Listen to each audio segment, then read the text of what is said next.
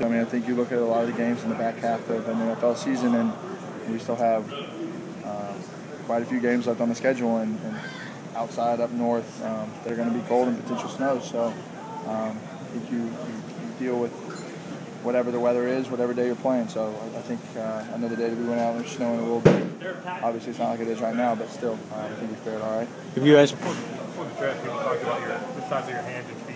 Do you think that helps you throw a ball in this kind of game? Yeah, I think being able to have control of the ball and being able to have big hands and make sure it doesn't slip out or anything like that is a very positive thing. How much experience do you have playing in cold and snow?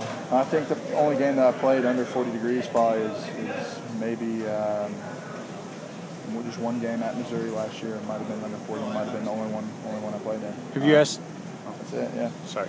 Have you asked any other guys, was Brian or anybody else, about playing in the cold? Well, you look at Brian. I mean, coming from New England, I think he is at his happiest whenever it's weather like this. So, they don't say too much about it. Obviously, Coach Loggins, coming from Dallas and Tennessee, he hasn't experienced it much either. So, me and him are kind of in new territory, being the Texas guys here, seeing all this stuff go on. Hey, Johnny, can you talk about what was your involvement pre-draft with the Texans, and how much were you hoping that you'd be the #1 overall pick, and how did that all go?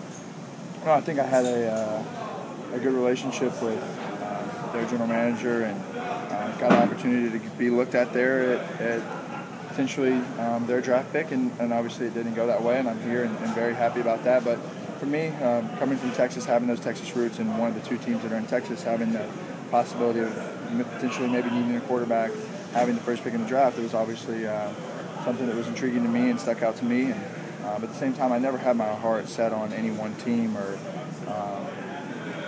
really felt like I wanted to go anywhere. I wanted to go where I was wanted, and wherever I ended up in the draft, then I was going to be okay with it. Is there a sting at all from not going #1 once it didn't happen? No, I don't think I have any regrets looking back at the draft and where I went and how things went throughout that process. I thought I did what I needed to do to try and put myself in the best position to go as high as possible, and this is where I ended up, and I'm very happy about it. Before the draft, you said that you would make a pay at some point, and they would regret it. Obviously, you're waiting your time, but when your time comes, do you still keep that in your mind? I mean, I don't think about it as much anymore. I mean, I sit there.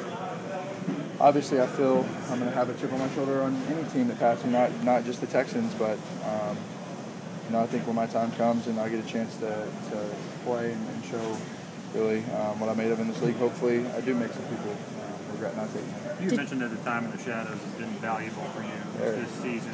What's the #1 reason? Yeah, it's very valuable. Just me catching up, getting up to speed, coming from a system in college, and it's not just that. There's a lot of other things that factor in as far as just continuing to mature, continuing to learn how to take this as a job day by day, and getting in the playbook, getting a lot more advanced playbook, a lot more advanced schedule, and an all-around harder game than what college was. So I think every single week, every day that I get, like I've said, for week after week, is a lot better. Did you get the vibe or the impression? Job than you thought it was going to be when you were drafted? I didn't really know what to expect. I mean, you talk to guys that you played with that went on to the league, and you kind of try and get a sense of how it is, but at the same time, you don't ever know until you go through it. Did you get the vibe or the impression from the Texans throughout that process that they were really strongly considering taking you there? I mean, it's from what I was told, that's how it was. So, I mean, that's all I can really take is what they told me, and it's not really my duty to sort out if that's truthful or not, or what it is. But from what I was told, I was in the top range of picks that they were looking at and considering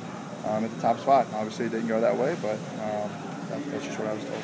John, Poyer and Mallett, both backups, Brady backups. Can you take something from that in the sense of that kind of shows that there's not a direct path to some guys, and you kind of have to make your own way at times? Yeah, and I've said it time and time again when I've been asked whether it's better to come in right away or sit. I think every single person has a different path to their success down the road. I mean, you look at all the quarterbacks around the league, some sat, some didn't, some played right away, some got 8 games, some got 2, some got 4, some got 15 and got to play the last game of the season, or maybe in the playoffs. You don't really know. Brady's the way his ended happened, you never would have ever expected that would have been the case. So each situation is different, and mine is what it is right now, and hopefully it turns out to be something one day. Did you play Clowney in A&M? I did not.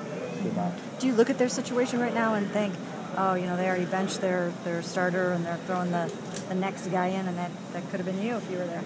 I could have been. I mean, at the same time, you're looking at the big picture like that and saying that there's a lot of coulda, shoulda, wouldas in that equation. For me, I don't really like to look back at that and kind of go with the flow and continue to go with what my life has presented me, and that's being here in Cleveland, which I love.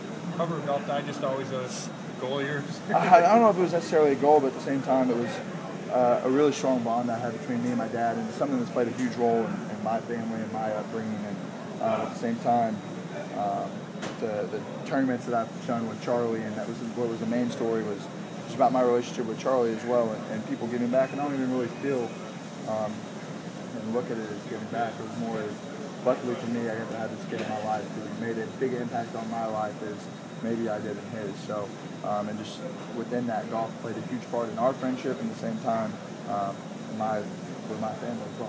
When was the last time you played? I played about a month and a half ago. How much are you looking forward to throwing to Josh Gordon again? Very.